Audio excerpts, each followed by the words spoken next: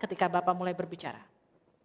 Baik, menurut saya untuk mengoptimalkan pemanfaatan perjanjian, saudara sekalian, saya dan Mas Ganjar kebetulan, Ganjar Mahfud ini sudah berdiskusi lama tentang ini.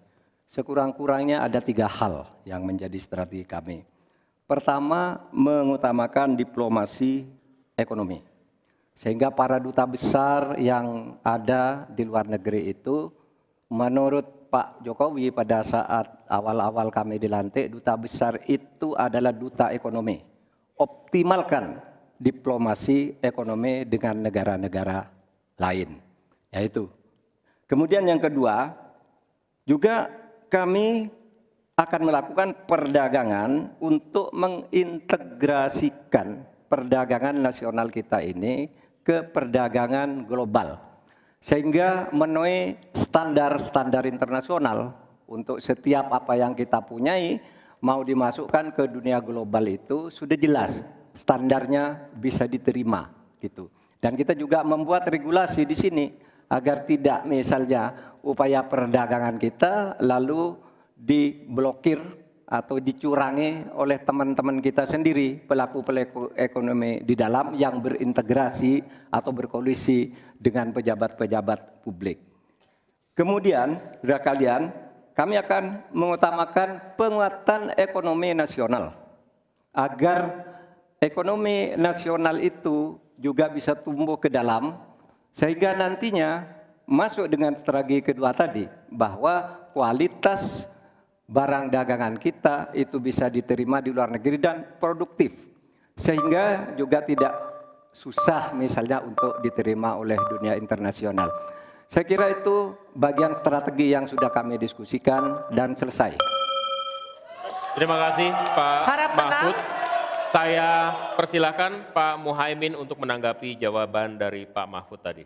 Ya, Pak Mahfud, kalau diplomasi sebagai pemasaran itu normatif ya.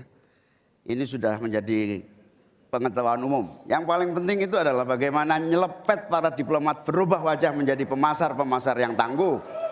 Diplomasi pemasaran yang ekspansif itu tidak kita miliki.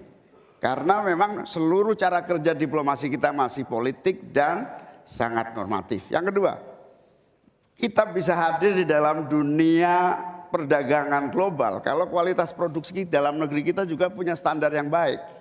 Saya sampai hari ini sangat prihatin. Kita tidak ada satupun yang terus mengupgrade secara masif kualitas dan standar. Semuanya kayak dibiarkan tumbuh sendiri-sendiri gitu. Tidak ada satu gerakan yang lebih terstruktur. Baik dari Menteri Perdagangan, Menteri Koperasi UKM. Dalam satu gerakan meningkatkan kualitas berstandar internasional. Cukup Bapak? Harap tenang. Selanjutnya kita akan ke calon wakil presiden nomor urut 2, Bapak Gibran Rakabuming Raka untuk menanggapi, waktunya 1 menit, silakan. Baik, terima kasih. Paslon nomor 1 dan 3 sudah bicara masalah diplomasi. Saya akan memberikan solusi yang konkret aja, paling konkret, hilirisasi. Kita jangan mau lagi mengirim barang mentah. Kita harus mampu meningkatkan nilai tambah dalam negeri. Saya kasih contoh nikel. Dulu sebelum ada hilirisasi, kita ekspor hanya 3 miliar US dollars. Sekarang setelah hilirisasi bisa menjadi 33 miliar US dollars. Ini saya baru bicara masalah nikel loh Pak. Belum bicara masalah tembaga, boksit, timah, dan lain-lain. Konkret, jelas, singkat, padat, jelas. Terima kasih. Waktu Anda masih tersisa? Cukup? Cukup Bapak? Cukup. Baik. Baik. Kami kembalikan ke Pak Mahfud untuk menanggapi. Ya. Baik, terima kasih. Ini masalah diplomasi. Diplomasi Harap itu tenang. normatif. Mohon tenang.